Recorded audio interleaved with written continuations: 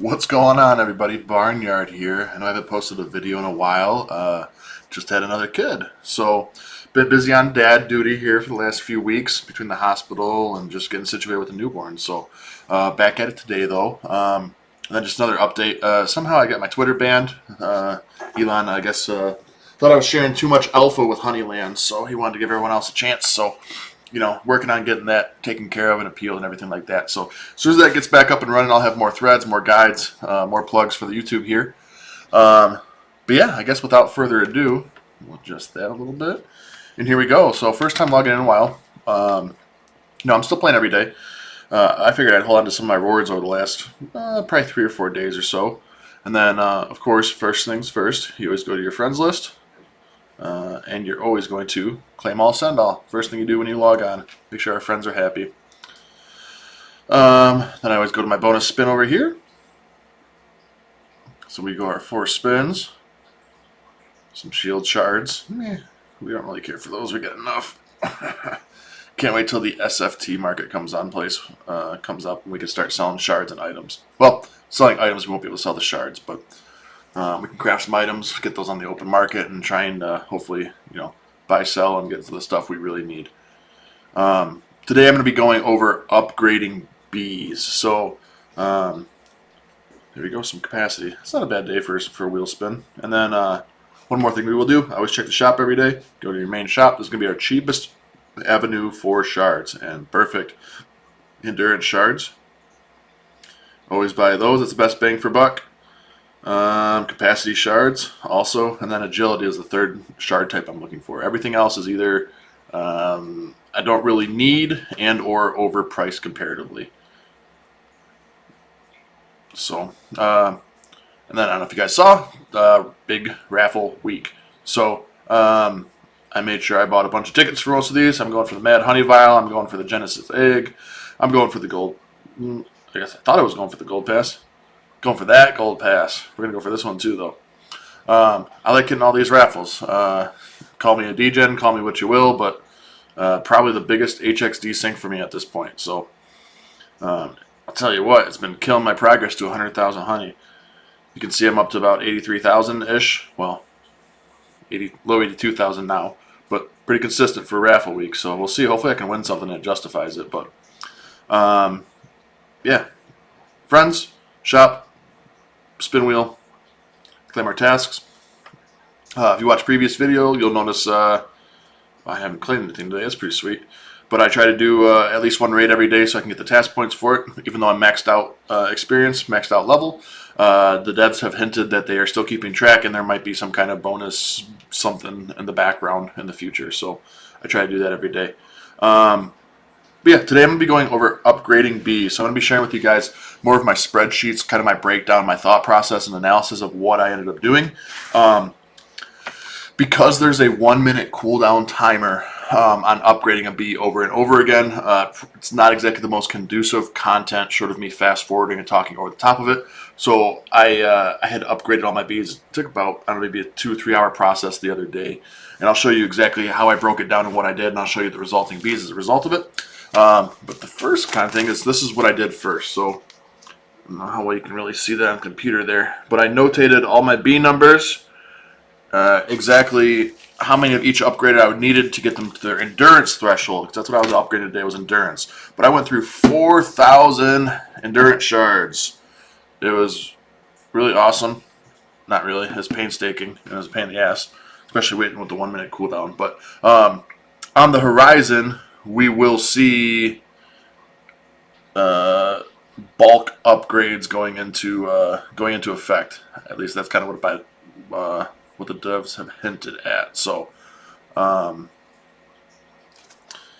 guess while I got everyone here, I will go through. Well, most of my bees are active right now. So yeah, I'll just break down my thought process for what we ended up having in there.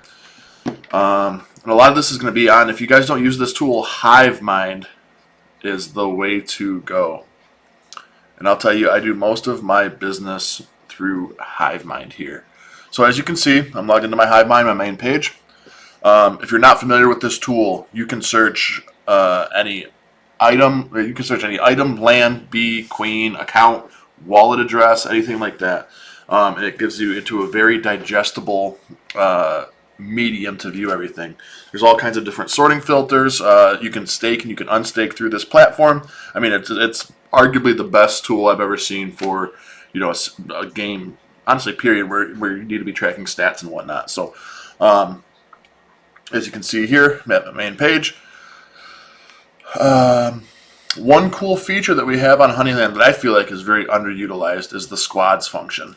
And what these squads allow you to do is you can preset certain bees into certain squads. And this is what I do for setting out my harvesting and my hunting teams, right? So as you'll see, I have zone 7-1, 7-2, 7-3, and then 8-1 all the way through 8-6. So this is still an incomplete product for me. I have my zones based set up based on like matches, and actually I can show you guys a whole spreadsheet about it. This one right here. No, that's not the right one. This one right here is also not the right one. There we go. But basically, I took the time to organize all of my bees, and you can see kind of here like loose color coding. I have the light blue as my Genesis bees, the dark green, the varying degrees of green indicated their original endurance stats. And this is kind of the layout I use to craft my upgrading strategy. So you'll see over here I kind of broke it down, blues and oranges, that's for what I wanted to use my Cibona jerseys and my Cibona balls on. And so after I finished upgrading my bees, that was my main target, was get 2 squads of full Cibona bees. So 24 bees with a Cibona trait, whether it's a ball, a jersey, or a jersey and a ball. And then I wanted all of those bees to be able to obtain Zone 7 endurance. So that's what I'm going to be going over with you guys today, and I'll show you my exact process for how I did it. But it all stemmed from HiveMind. It gave me that ability to do that from there. That's how I have my zone set up. You can see they're still incomplete, and I haven't updated for my Cibona bees yet.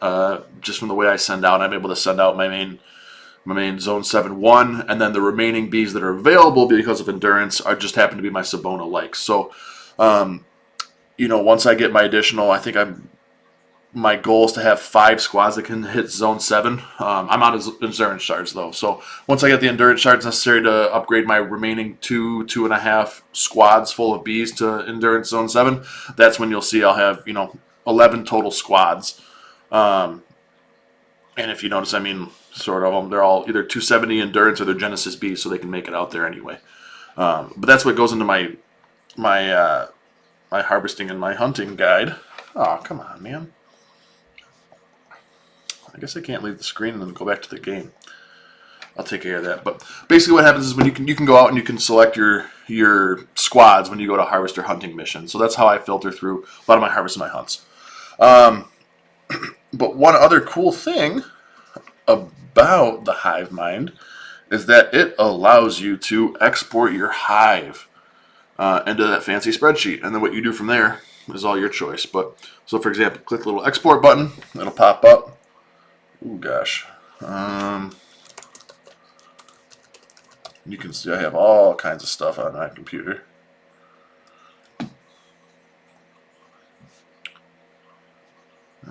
Enable over here, don't convert, enable, full screen it, and then we'll send it over here so everyone can see.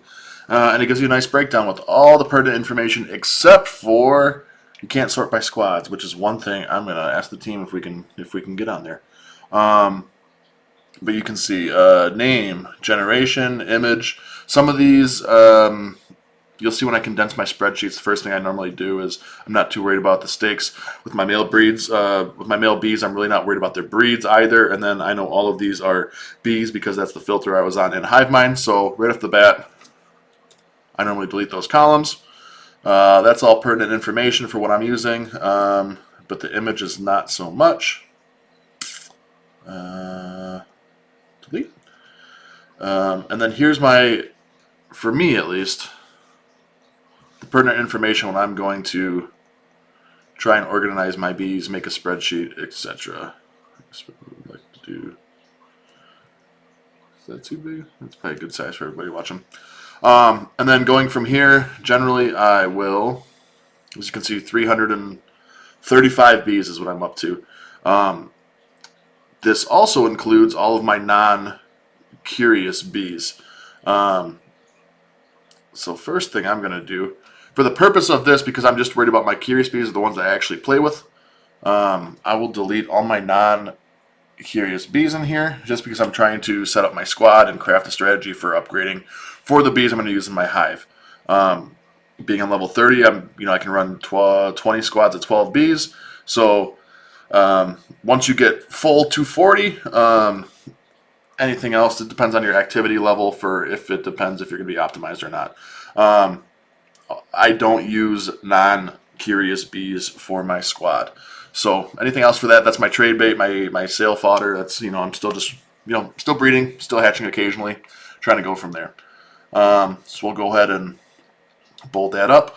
And then, yeah, here's all of my curious bees. So next thing I generally do-ish now is I like to sort by generation. I'm going to go ahead and A to Z it. And just so it's easier for me to identify, I like to color code my Genesis. Usually that light blue that's already there. Now, the main reason I do this is because when I'm trying to sort by endurance and stuff like that, the Genesis bees are not endurance gated. So that means they can go all the way to zone 8 with no problems, regardless of what their endurance level is. So that's how I try to craft most of my squads, right? So I want zone 8 squads, which mostly Genesis bees, and then bees that are 270 plus endurance after that. So now that I have my Genesis bees notated, I usually sort by endurance. Large to the smallest. If you look right here, you'll notice all of these bees have 270 endurance or plus. So I got generally just my normal color scheme sticking to it. I usually block those off in greens. And then these 267s, if you're a little bit newer to the game, there is a item called Mad Honey Vials. And what will happen is I think every 6 months or so is kind of the current pace, maybe even longer now, the team will decide that there's going to be a Mad Honey Vial event. The first one was that you could burn a Mad Honey Vial on a bee, and it would get 267 stat points across the board, as you can see right there. At the time, that was fantastic because those immediately became the best PvP bees. Because there wasn't enough bees in population with higher stats, so they were just slaying in PvP. You could set them up as a defense squad, and you were golden. And then after that kind of PvP phase phased out, once some of the stronger generation bees came out with higher stats, better attack profiles, these bees have turned into some of my best mission getters, right? Because they have the 267 capacity, endurance, recovery, all that stuff. I mean, they are harvesting and hunting monsters. So, unfortunately, it maxes out their upgrade slots, which is why I elected to go with, at the time, bees with that were max 10 upgrade levels, as opposed to the 20, because they still would have been 267 stats. But yeah, I mean, they're monsters, but they just can't reach zone 8 is their only flaw. I also like to notate them a little bit in a separate color. I normally use like a light pink is generally what I do for that. And this is kind of how I go about setting up, what bees I'm targeting, how I organize my bees. Eventually, I wish there was a better filter to do it, so you could sort by squad, which they don't have yet. I'm sure it'll get implemented eventually. But then it turns into something like this, right, where you'll see I have them based on my squads of 12 bees right there, with the remaining bees off to the left. So that's eventually what you want to get to. And I'm unupdated with some of these spreadsheets right now. They're just after doing my actual Cibona upgrades, I have not reorganized and I guess what word am I looking for right now? Re-exported my statted bees out from here. So that's part of what I'm doing right now. So then the next thing we do, in this case, hey there, big guy. This must be a random zone 7B, 3rd generation. Max 10 of 10. He just hit zone 7. Okay. But in this case, I'll show you exactly the bees that I just spent 4,000 endurance shards on. So I thought we have all that stuff. We're going to sort by like, which is what I use for my squads. Like bonuses give you a capacity boost for all the bees on a mission together, compared to a land specialty boost, right?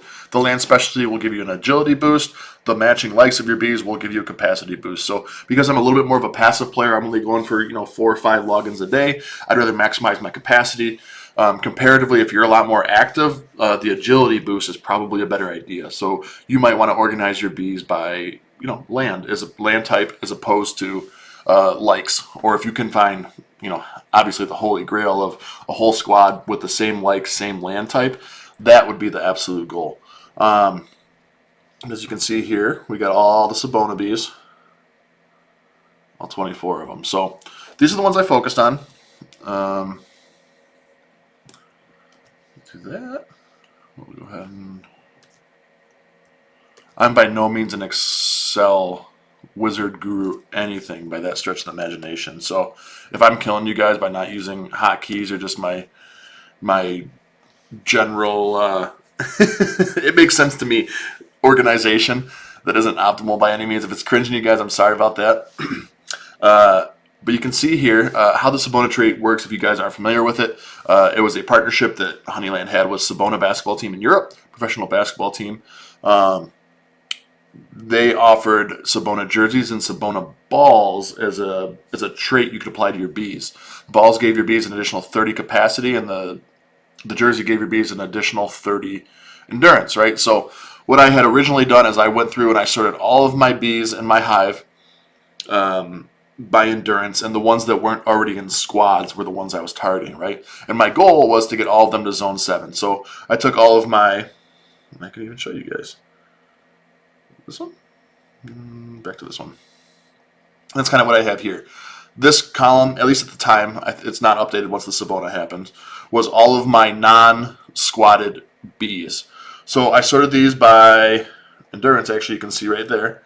Sorted these by endurance, and the goal was to find, in this case, it was 24 bees that I could get to 230 endurance, right? That was my target goal. So it was my top, my top 24 bees with endurance, and then targeting how I get them to 230 endurance. And as you can see, I was able to do it. Going through here, they're all 230 to 231. And you can see, for the most part, it wasn't too bad as far as upgrade slots go. This was the most upgrades needed for a bee. He was the lowest starting endurance. That's how that works. And there was one where it got kind of close, being just only 10 upgrade slots available, which is one thing you really need to worry about. With the endurance gating, it's not so much... it's a ratio of effectiveness and optimization of, would you rather pay the additional premium for mythic upgrades, where you're not necessarily getting the same bang for your buck stat increase wise per HXD spent, but you're saving the upgrade slots. So a lot of these I ended up using, what rarity was it? I guess it would be the rare endurance upgrades was kind of my main tool for upgrading a lot of these bees. That being that for twice the cost of a common, right? So I was spending 40 shards for an upgrade, and pre 200 of your stat, you were getting 4 upgrade points for the endurance stat. Post 200, you were getting 5 upgrade points for your endurance stat. So how that ends up breaking down the difference wise is, if you're using a common endurance upgrade, pre 200, you are getting 3. Right? 2. You're getting 2 upgrade points for your endurance stat. Post 200, you're getting 3 upgrade points for your endurance stat. So the difference being, right, if you're going to spend 40 shards, you can either go 2 commons, and post 200, you're going to get a +6, compared to, man, I think that's how that math works out, right? Hold on, try it right now. Maybe my math is a little off here. I'll let you guys Watch this now? No.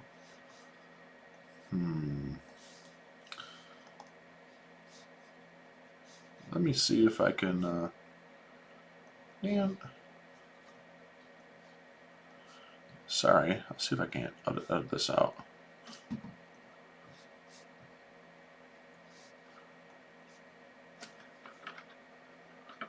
That's funky. Let me write down my note. This is my fault, guys. Sorry, I came in a little unprepared here. Well, ill-prepared. I thought I had it down. Endurance plus 210. Yeah, gives you a plus 3. Yeah, I'm right. Math is mathin'. Comparatively, that'd give you a plus 5. Yeah. Okay. Sorry, confused the crap out of myself, guys.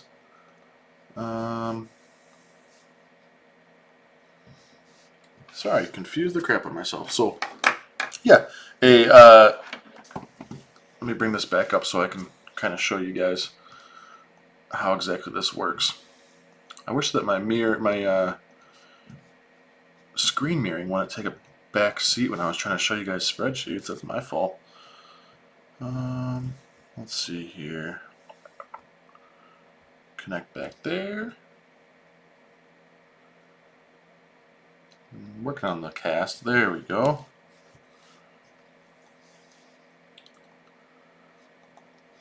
Alright, back to our regularly scheduled Honeyland. Okay, so as you can see, right, this bee happens to be over 200 endurance, which is a huge deal because how these upgrades work is they round up to the nearest number, right? So pre-200, you're rounding up, because it's percentage based, it's 1% rounded up of whatever your sub 200 number is. You're going to end up getting 2 upgrade points. And then when you get 200 and post 200, you're going to get 3, right? Because it rounds up to 2 point whatever 001 or whatever, so comparatively you're rounding up, so you're getting plus 3. Comparatively, if I were to go get a rare upgrade, same concept, right? It's getting a plus 2%. It's the same B. You're getting a plus 5, right? So because the shard cost is 20 and 40 shards, you're actually giving up 1 stat point boost, if that makes sense, right? Because if you do 2 commons, you're getting a plus 6 to your stats compared to 1 rare where it's a plus 5. But the trade-off is you're giving up 2 upgrade slots as opposed to 1 upgrade slot. So you have to decide for yourself, is the premium of an upgrade slot worth the lack of a stat point, if that makes sense. And those 2 are the ones where really you're kind of splitting hairs. But you can also see, if you go to use epics, you're paying 80 shards. Again, we'll do this. So you're getting a plus 7 for 80 shards, compared to could have been 4 of the commons. So you could get a plus 12 for the same amount of shards that you're spending for a plus 7. The trade-off is you're sacrificing 3 upgrade slots for that to happen. So the conclusion I've kind of come to now after having, upgraded, how many bees have I actually upgraded at this point? Endurance-wise, and we can actually break it down right now. The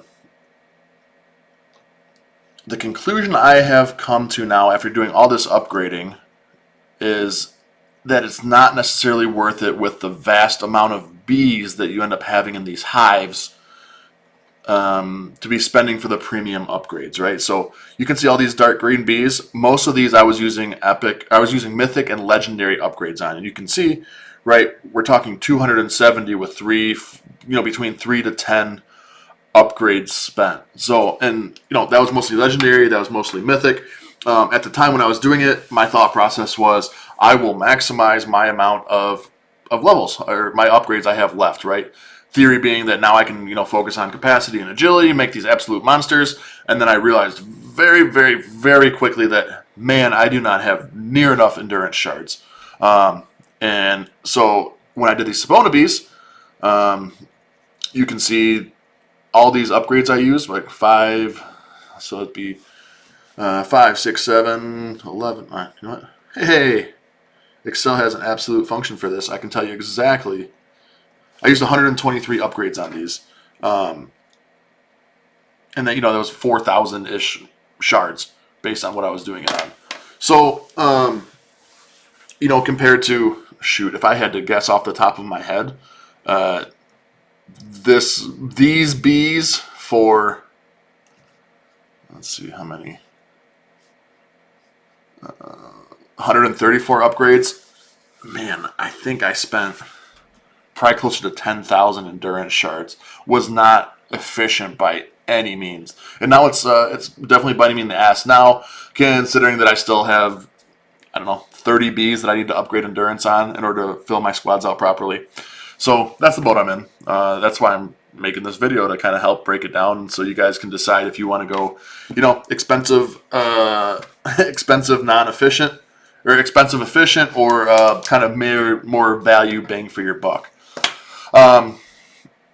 Yeah, so that's my process. I decided which bees, I identified which bees I wanted to set up for my Cibona squads, sorted them by the endurance, figured out, set my target goal of 30 endurance, and then my actual breakdown of it was, I was using common endurance shards until I hit 200 endurance, and then I was using the rares to go from endurance 200 to 230.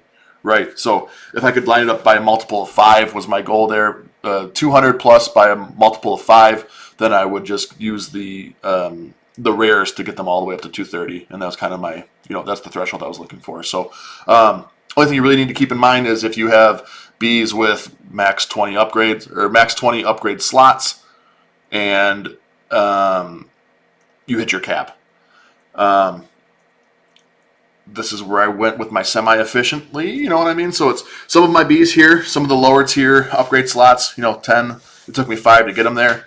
So they're not going to be nearly as effective as far as, the amount of honey they're bringing back. But that's just the trade-off and the value that you're looking for. So the actual, is it still going to be there? I think the trick is I can't minimize the browser. That's on me.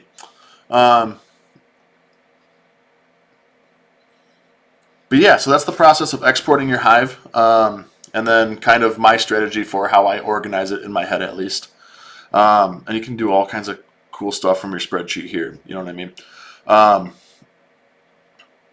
Yeah, I suppose that was my process of actually upgrading. Biggest thing is bang for buck, I suppose. All right, well, until next time, thanks, guys. Appreciate it. Barnyard out.